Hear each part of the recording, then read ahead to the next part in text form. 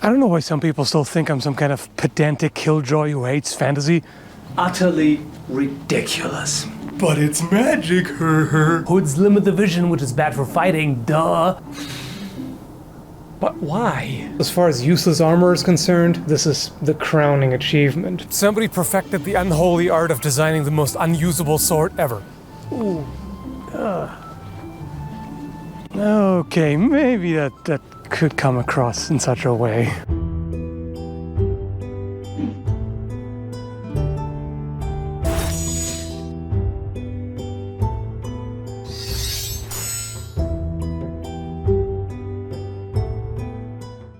I should have probably taken notes for this because I'm forgetful and scatterbrained and rambly, but I want it to be unrestrained, you know, just like we're having a personal conversation, minus the fact that I'm monologuing, minus the fact that there's some editing to clean up the worst of the mess. You get what I'm trying to say here. So, the video I put up titled, Why I Don't Watch Vinland Saga, got some people a little bit upset. I actually think they do have a point, you know, upon further self-examination, if you will. This is not an apology video because I'm pretty sure the objectively measurable harm that comes from some bearded dork ranting about an animated TV series is, you know, pretty minuscule. So it's really not that big of a deal. But it's, I like the back and forth. You know, it's good to sometimes exchange perspectives and think about why do you feel the way you do or think the way you do about something, and then maybe you find out this is a little bit irrational maybe. So the whole realism thing, I've talked about that a number of times, but this is a good example to dig a little bit deeper. So whatever you think about realism, you know, whether you love it or hate it, or particularly if you hate it, there is really no such thing as somebody who hates all realism, period, and who wouldn't react to something out of place negatively, depending on the scenario. What do I mean? Well, imagine a movie or series or a game or whatever about ancient Rome that, you know, refers to specific personalities and, you know, portrays Roman legionaries and everything, except they have machine guns. Or a World War II setting where everybody fights with swords instead of guns. I mean, no matter what kind of bizarre harebrained scenario I come up with, there's probably going to be someone who would be like, hey, that's awesome, I want that. Okay, fair enough. But in general, like, if you portray something as historical, there's a certain expectation to at least some level of realism and historical accuracy. You know, if you have a movie about, I don't know, ancient India, and there's a bunch of Smurfs running around, it's kind of weird maybe, right? However, there are some issues with some of the things I said in that video. Look at the squirrelies. Yeah, I get easily distracted. Have I mentioned that before? Never, ever. So one of the things that, in my opinion, break immersion is lack of internal consistency. You know, if certain rules are established and then they're broken, that kind of takes you out of the experience. So my issue with Vinland Saga was that it's set in a mundane world without superheroes, yet, you know, people perform superhuman feats. And that just kind of bothered me. However, the thing is, I assumed that because of the historical background and the reference to specific historical individuals, but when I think about it, how is it supposed to establish that superhuman abilities exist, or, you know, exceptional individuals who are way stronger and tougher and this and that and the other than anyone else? You gotta show it, right? I didn't really have a good reason to assume that. And when you look at it in context, the sagas that it's based on do have superhuman feats in them. It depends on what you look at. So a few people brought up the story where Thor enters a contest that's magically rigged. You know, when it turns out that the horn that he's drinking out of is actually an ocean, and the old woman that he's wrestling is actually a personification of old age, stuff like that. That is from the Eddas. There's the Poetic Edda, which is a collection of poems, as the title says, and the Prose Edda, which is a textbook written in the early 13th century about mythology and skaldic poetry. Those have all those mythological stories. Those have, the story of Thor and Odin, the various adventures, there's magic, there's all kinds of stuff. That's not the sagas. Those are a different kind of literary source. And you have different types of sagas. For example, the Íslendingasögur, which are legendary sagas, referring to events before the settlement of Iceland in the 870s. Those have a lot of cases of magic and curses and heroes. For example, the Völsunga saga has a dramatic origin. It's about Sigurd, who slays the dragon Fafnir, or I think it's actually Faufnir. I think it's the A with an accent. He roasts the heart of the dragon, and when he tests whether it's ready, he burns himself, puts his finger in his mouth, and the fat from the heart allows him to understand birds. They talk. So you've got that. Then he gets the sword Gram, which he tests by smashing it on an anvil. That's how he destroyed a few other swords that were made for him before that he wasn't satisfied with. With Gram, he splits the anvil in half, which of course is completely ridiculous, cannot happen in real life, so magic. Now what Vinland Saga is based on is a type called Íslendingasögur, which is the sagas of Icelanders, which generally tend to be a little bit more down to earth, so to speak, because they tell of more recent history.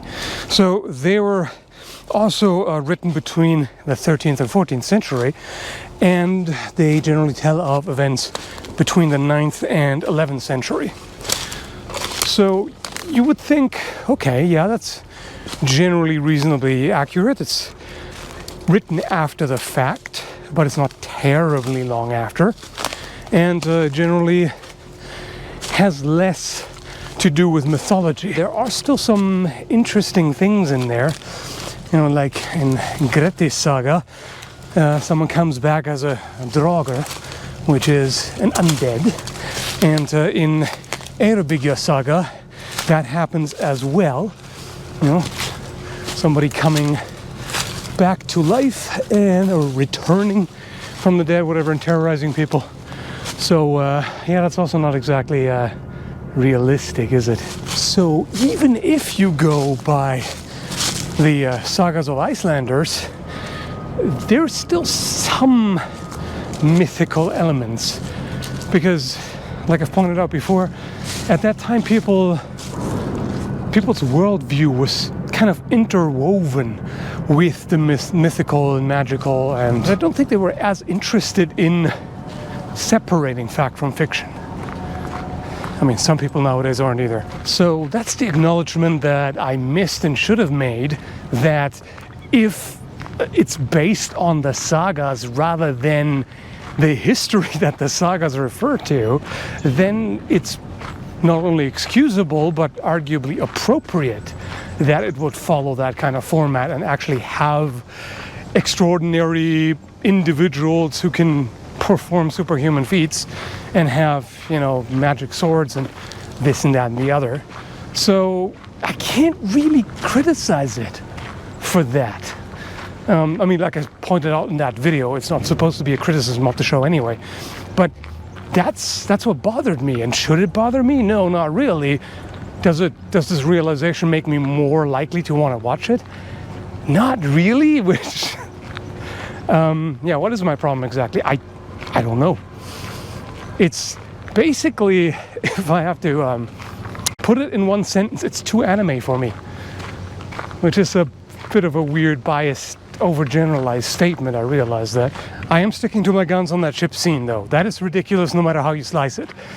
You know, even if you assume a magic axe that can somehow cut through a ship's mast in one swing without getting destroyed, it's still with such a short edge that you have on an axe cutting through the ship's mast and three people who are standing at different distances. No matter what criteria you go by, no matter what world you're in, that's bull shenanigans. Does it matter though? Not really. Why the hell does it bother me then? When I'm okay with vampires in magical armor. I don't know. The funny thing is, when I have the choice between a strictly historical setting and a fantasy setting, I usually pick the latter. Unless there's something about that fantasy setting that I just don't like, you know, stylistically, so to speak, aesthetically, things like that. And historical fantasy obviously combines the two. And generally, I tend to prefer when it's heavier on the fantasy side. You know, like Castlevania, for example, obviously relates to real-life history. You know, old Vlad Tepes. But that's really a legend that plays with historical characters and turns them into something else. My issue is usually when it's presented as more historical, like the Viking show, and then they take all kinds of liberties with completely bogus inaccuracies and whatever. But, you know, that's really... It is personal preference, with the exception. One objection that I have is that it does inform people. You know, even though they know that, hey, it's just fiction, it's just a show, it's just a this and that and the other, then they'll still turn around and talk about this thing, you know, the Vikings doing this and that. Like, it still informs them, at least subconsciously, if you know what I mean. Like, people's general pool of knowledge basically is being influenced by fiction. You know, that's why people for a long time always kept portraying Vikings with horned helmets, because, hey, they saw them in fictional depictions and they took that a little too seriously on some level, you know? So that can be an issue, but of course it's not the artist's fault when people can't distinguish art from reality. But generally I prefer fantasy because the mundane world is, well, just that, mundane. I have a rather cynical view of the world generally, and especially of humans, you know, society and human history and all that. So that makes me think maybe the issue is not that fantasy is contaminating my history, but that history is contaminating my fantasy. I don't know how much of a point there really is to this. I just wanted to have a bit of a casual talk, you know, just to explore the topic a little further, and also to let you know that I acknowledge that, you know, as a fallible human being, I sometimes have stupid opinions or feelings, you know, irrational and otherwise. And, you know, I'm not claiming some kind of nerd throne on top of which I sit and declare how art should be, you know. Chill. It's just, you know, just some babblings about an animated show. But I do recognize that you know, the way I put it, it's a little bit unfair toward the show. And I should probably give it an actual chance instead of just going, no, it looks too anime for me, bro. And maybe I will. We'll see. Either way, thanks for listening to all this nonsense, and have a good one, folks.